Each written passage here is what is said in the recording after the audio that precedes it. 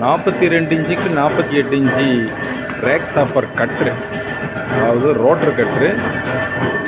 Proof finishing பண்ணுறதுக்காக வேண்டி lathe எல்லாம் வெல்டிங் முடிச்சுட்டு ஓடி டச் பண்ணி கடைஞ்சிக்கிட்டு இருக்கிறோம்.